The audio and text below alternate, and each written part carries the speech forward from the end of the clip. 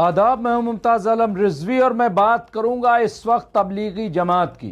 जी हां, तबलीगी जमात का इज्तिमा भोपाल में हो रहा है। ये 78वां इज्तिमा है जिसमें दुनिया भर से तकरीबन 15 लाख लोग जमा हो रहे हैं। ये बहुत बड़ा इज्तिमा है। 78 साल से ये इज्तिमा हिंदुस्तान के मुख्तलिफ मकामात पर होता रहता है। इस बार भोपाल में ये इज्तिमा किया जा रहा है और इसमें बड़े पैमाने पे लोग जमा हो रहे हैं। 120 एकड़ ज़मीन पर इसका इंतज़ाम किया गया है, जिसमें से बताया जा रहा है कि 300 एकड़ ज़मीन पर तो सिर्फ पार्किंग बनाई गई है। कुछ लोग इसे कह रहे हैं कि दरअसल ये एक शक्ति प्रदर्शन है, मुसलमान जो है वो अपने ताकत का मुजाहरा कर रहे हैं। लेकिन ये पहली बार नहीं हुआ है, बल्कि 78 साल से इसी तरह का इज्तिमा होता रहा है और इसमें दुनिया भर के, या मलेशिया हो, इंडोनेशिया हो, सऊदी अरब हो, यूएई, तमाम दुनिया भर से इस इज्तिमा में लोग शिरकत करते रहे हैं और इस बार भी दुनिया में शिरकत की है। इसके बारे में ये 15 से लेकर के 17-18 तक चलेगा। वहाँ पे लोग आ गए हैं, प्रोग्राम शुरू हो चुका है। कुछ लोग इसे, जो फ़िरका परस्ती में डूबे हुए लोग हैं, इसे गलत नज़र से देख रहे हैं। ख़ास तौर से उस वक्त के जब दिल्ली के लाल किला में ब्लास्ट हो गया है, धमाका हो गया है, दहशतगर्दाना हमला जिसे माना जाए। इसके साथ साथ जितने बड़े पैमाने पे आप देखिए कि धमाका खेज अशिया जो बरामद की गई हैं, RDX वगैरह, तो वो भी, जो डॉक्टर्स पकड़े गए वो भी, तो ऐसे में और ज़्यादा उसे शक की नज़रों से देखा जा रहा है। अब कुछ लोग तो ये कह रहे हैं कि तबलीगी जमात वो जमात है कि जिसमें दुनिया में कई मुस्लिम ममालिक तक में बैन किया हुआ है, इनको दाखिल होने की इजाज़त नहीं है। यही नहीं, बल्कि एक साहब हैं जिन्होंने ट्वीट किया है, आप देख सकते हैं, ये गालिबन कर्नल AK राणा साहब हैं, जो मोदी का परिवार भी लिखते हैं अपने ट्विटर हैंडल पे, और इन्होंने ये लिखा है कि दरअसल Saudi ministry calls Tablighi gateway to terrorism, ये इन्होंने कहा है और इसमें हैशटैग किया है, PMO को किया है, PMO इंडिया, HMO इंडिया, इनको हैशटैग करके। तो ये उनका कहना है कि ये इल्ज़ाम लगाया है। बहरहाल ये बहुत बड़ा इज्तिमा है और जैसा कि मैंने कहा कि पहली बार नहीं, कुछ टीवी चैनलों ने तो ये तक कह दिया कि साहब 40 मुल्कों से मुसलमान आएंगे भारत, मतलब इस तरह से भारत आ रहे, गोया कि जैसे कि 40 मुल्क के मुसलमान भारत पे हमला करने जा रहे हैं। इस तरह की हेडिंगें चलाई, इस तरह की सुर्खियां चलाई, लेकिन भारत सरकार ने इन बातों को नहीं सुना। भारत सरकार और मध्य प्रदेश सरकार ने बाकायदा, जैसे हमेशा होता है, क्योंकि ये इज्तिमा परमिशन के साथ होता है, इजाज़त ली जाती है। हालात मुल्क के ख़राब थे, इसके बावजूद अगर देखा जाए तो तमाम जो दुनिया भर से लोग आ रहे हैं उनको इजाज़त भी मिली, क्योंकि बग़ैर वीज़े के तो वो आएंगे नहीं, उन्हें वीज़ा भी दिया गया, वो आए भी और शिरकत भी कर रहे हैं।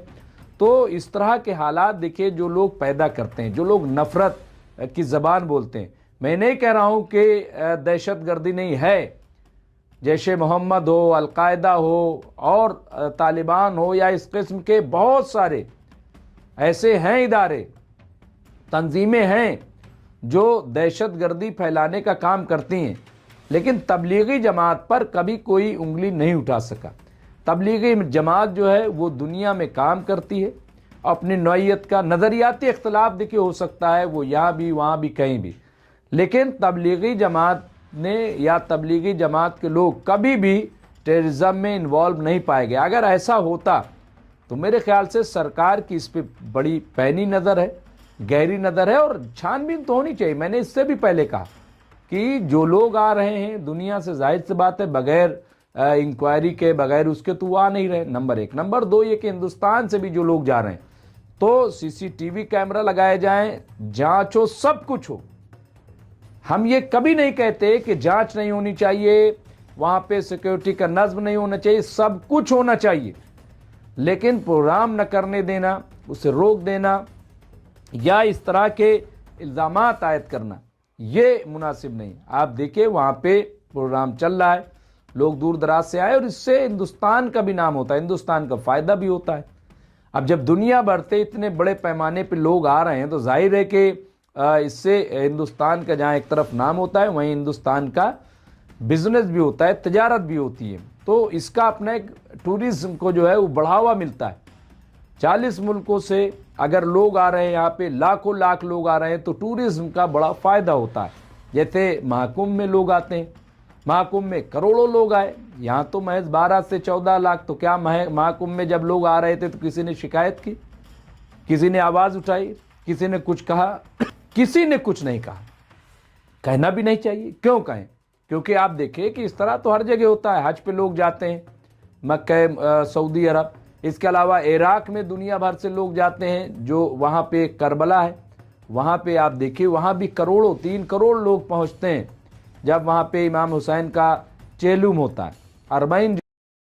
इसी तरीके से ईरान में देखिए, तो ये हर जगह इस तरह के इज्तिमा, गुरु नानक साहब में देखिए, वहाँ पे भी, ननकाना साहब में भी लोग जो है लाखों लाख जमा होते हैं। तो हर जगह होता है। इसलिए इज्तिमा को इज्तिमा की तरह देखना चाहिए। जो एजेंसियां हैं, जो इंतज़ामिया है, वो नज़र बनाए रखे कि कहीं कोई कोताही न होने पाए, कहीं कोई ऐसी गड़बड़ी न होने पाए।